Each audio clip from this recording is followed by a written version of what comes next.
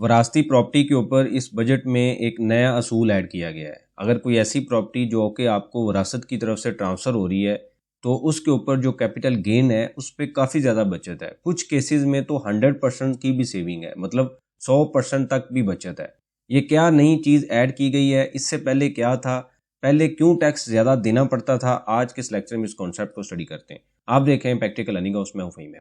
वापस आते हैं टॉपिक के ऊपर। जैसे आप सबको पता है जो बजट है उसका प्रपोजल आ चुका है, 1 बाय 1 हमने काफ़ी ज़्यादा लेक्चर देखे। ये एक बड़ा इंपॉर्टेंट पॉइंट है जो ऐड किया गया है कि जो इनहेरिटेड प्रॉपर्टी होती है, मतलब वरासती प्रॉपर्टी है, जब वो ट्रांसफ़र होती है, फॉर एग्जांपल आपको फादर की तरफ से ट्रांसफ़र होती है, फादर की तरफ से बच्चों में ट्रांसफ़र होती है, लेट्स से बेटे में ट्रांसफ़र होती है, तो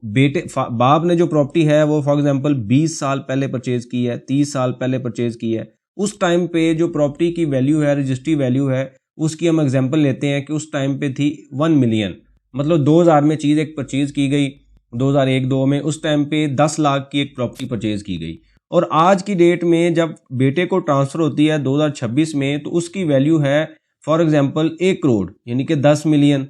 वो 90 लाख रुपया उसमें ऐड हो चुका है। तो जो इनकम टैक्स का सेक्शन है 37, वो ये कहता है कि आपने जो आपको प्रॉपर्टी ट्रांसफ़र हुई है विरासत की तरफ से, वो उस पर कोई क्लियर रूल नहीं था। वो यही था, आमतौर पे इस पर नोटिस भी हमने देखे कि आपकी जो कॉस्ट है वो तो 1 मिलियन है, यानी कि 10 लाख की परचेज की गई, और अगर आप 1 करोड़ की बेचते हैं तो आपको 9 मिलियन का प्रॉफिट है और इसके ऊपर आप कैपिटल गेन टैक्स दें, सीजीटी दें। और जैसे आपको पता है कि अगर ये 30 जून 2024 के बाद ट्रांसफ़र होती है तो जितना भी प्रॉफिट आता है उसके ऊपर आपको 15% टैक्स देना पड़ता है, जो कि एक अच्छी और बड़ी वैल्यू है। ये सेक्शन 68 में भी क्लियर नहीं था और क्लियर मेंशन नहीं था, कोई स्पेसिफिक रूल नहीं था। कुछ लोग इसको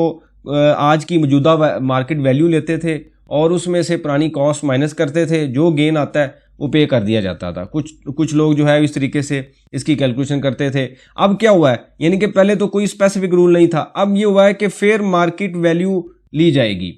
अब ये देखिए कि आज की डेट में हम अज्यूम करते हैं, अब इसमें 2 कंडीशन है, पहले हम वो पढ़ लेते हैं कि जिस डेट को डेथ होगी ओरिजिनल ओनर की, फॉर एग्जांपल वो मदर के नाम पे है, फादर के नाम पे है, तो अनफॉर्चुनेटली उनकी अगर डेथ हो गई है और बच्चों में जो प्रॉपर्टी है वो ट्रांसफ़र होनी है, तो जिस डेट को उनकी डेथ हुई है उस डेट को उसकी मौजूदा मार्केट वैल्यू क्या थी, मतलब फेयर मार्केट वैल्यू क्या थी, अब वो कंसीडर की जाएगी, कॉस्ट कंसीडर नहीं की जाएगी। जैसे हमने ये एग्जांपल देखी कि आज से 20-30 साल पहले उसकी वैल्यू थी 1 मिलियन और आज की डेट में उसकी मौजूदा वैल्यू, मार्केट वैल्यू है 10 मिलियन, तो फिर मार्केट वैल्यू आज की कंसिडर की जाएगी। तो क्या होगा क्या कि फादर से बेटे के नाम पे प्रॉपर्टी ट्रांसफ़र हुई, इनहेरिटेंस आई, और उसकी जो फेयर मार्केट वैल्यू है वो हम कह सकते हैं, इसको हम सिंपल अगर आसान अल्फाज में देखें तो जो FBR रेट्स आप कह सकते हैं, अगर कुछ इलाकों में वो नहीं है तो DC रेट आप ले लें,